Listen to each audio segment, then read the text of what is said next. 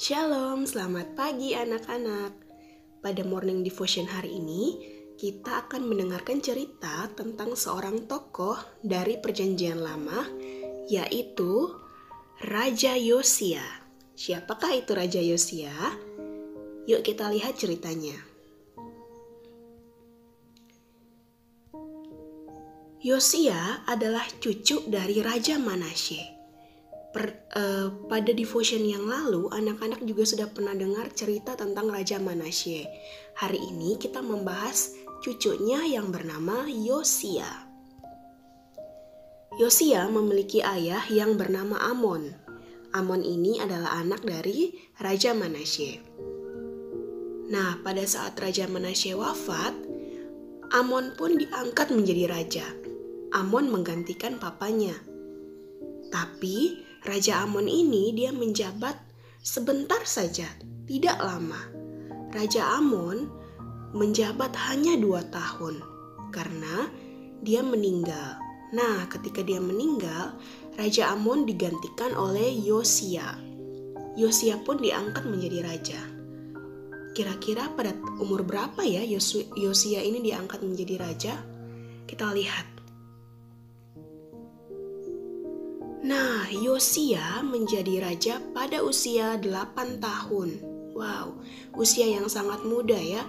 Kalau saat ini usia 8 itu kira-kira kelas 2 SD.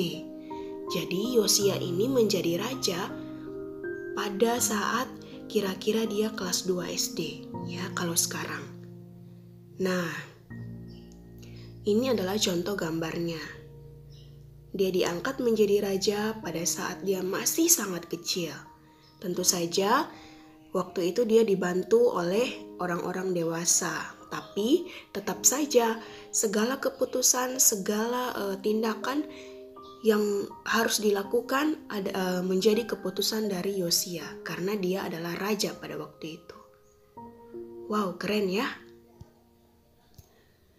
Nah, tapi sayangnya pada masa pemerintahannya, bahkan jauh sebelum dia memerintah pada masa pemerintahan ayahnya juga, bangsa-bangsanya ini menjadi bangsa-bangsa yang tidak takut Tuhan. Mereka membangun patung-patung, mereka menyembah patung-patung itu ya. Mereka membuat semuanya itu seolah-olah menjadi Allahnya mereka. Mereka menyembah, mereka memuji patung-patung itu. Mereka menganggap bahwa patung-patung itulah yang menopang kehidupan mereka. Patung-patung itulah yang menjadi Tuhan bagi mereka. Nah, kira-kira itu baik tidak ya anak-anak? Semua orang menyembah berhala pada waktu itu. Tidak ada yang mau mendengarkan Tuhan ya. Tidak ada yang mau mendengarkan perkataannya Yosia supaya mereka berhenti menyembah berhala. Mereka membuat patung-patung dan menganggap bahwa itu semua adalah Allah mereka.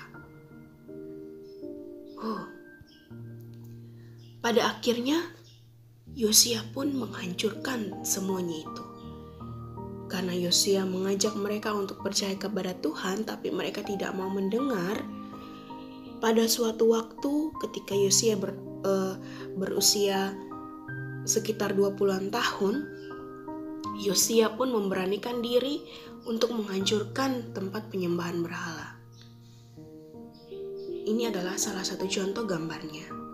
Patung-patung itu, tempat-tempat itu dia bakar, dia hancurkan, dia pakai orang-orang yang mau mengikut dia untuk membantu dia menghancurkan semuanya itu. Kira-kira mengapa Yosia menghancurkan tempat penyembahan berhala? Mengapa sampai ia berani dan ia mau menghancurkan semuanya itu? Kita baca sama-sama isi kitab ini dari 2 Raja-Raja 23 ayat 25. Kita baca sama-sama. 1, 2, 3. Sebelum dia, tidak ada raja seperti dia yang berbalik kepada Tuhan dengan segenap hatinya, dengan segenap jiwanya, dan dengan segenap kekuatannya, sesuai dengan segala Taurat Musa. Dan sesudah dia, tidak ada bangkit lagi yang seperti dia. Nah, dari ayat ini, bisa kita ketahui bahwa Yosia sangat mengasihi Allah, sehingga ia menghancurkan semua berhala-berhala itu, dan supaya bangsa-bangsa lain, bangsa-bangsa yang ia pimpin juga semuanya itu kembali dan mengasihi Allah. Ia sangat mengasihi Allah dan ia mau bangsa-bangsanya juga mengasihi Allah. Oleh sebab itu, ia menghancurkan semua yang menjadi berhala-berhala pada waktu itu. Ia menghancurkan semua patung yang menjadi Allah-Allah bagi bangsanya. Ya, agar apa? Agar bangsanya juga kembali dan percaya serta mengasihi Allah yang Yosia kasihi. Nah, apa yang bisa kita pelajari dari kisah Yosia ini? Yang pertama, Yosia hidup benar di hadapan Allah. Meskipun ia kecil, sampai dewasa pun ia tetap hidup benar di hadapan Allah. Ia melakukan hal yang menjadi kehendak Allah.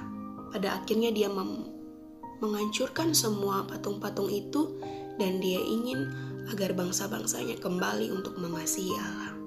Itu yang pertama.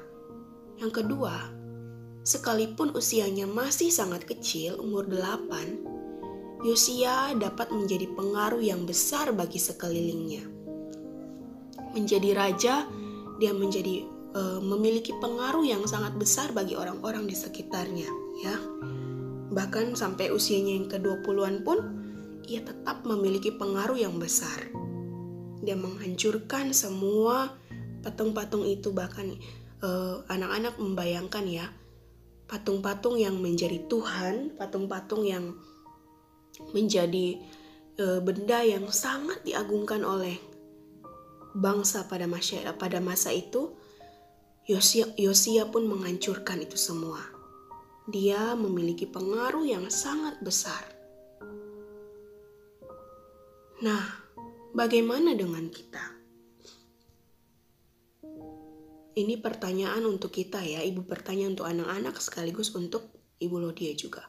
Pernahkah kamu merasa terlalu muda atau terlalu kecil untuk melakukan sesuatu yang baik? Ya, kira-kira pernah tidak anak-anak merasa, aduh, saya masih terlalu kecil, saya tidak bisa melakukan itu. Biar papa mama saya saja yang melakukannya. Ya, misalnya saat ini orang-orang di sekitar kita sedang merasa kesusahan karena mungkin virus yang melanda bumi kita. Nah, misalnya anak-anak mau membantu, tapi anak-anak merasa, saya kan masih kecil, saya tidak bisa, tidak apa-apa, papa mama saya saja. Pernahkah kita merasa seperti itu? Ya, jika pernah, melalui firman ini kita ditegur, kita dinasehati dan kita diingatkan kembali bahwa meskipun usia kita kecil, sebenarnya banyak hal yang bisa kita lakukan untuk melayani Allah, melayani Tuhan, ya. Banyak hal. Misalnya kalau pada saat ini banyak orang yang sedang kesulitan, anak-anak bisa memulai dengan membantunya. Ya, misalnya membagikan makanan atau membagikan masker atau melakukan hal-hal kecil yang bisa membantu orang-orang di sekitar kita. Contoh lainnya, sebagai anak kecil, anak-anak tidak perlu merasa takut dan merasa tidak mampu melakukan hal yang baik. Ini adalah contohnya. Yang pertama, menjadi anak yang baik bagi orang tua.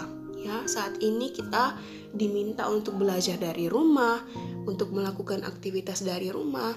Maka hal-hal yang bisa kita lakukan untuk menyenangkan hati Tuhan, yaitu menjadi anak yang baik bagi orang tua, tidak melawan orang tua, menjadi anak yang dengar-dengaran, melakukan hal yang orang tua minta. Nah, itu contoh kecil yang bisa kita lakukan untuk menyenangkan hati Tuhan.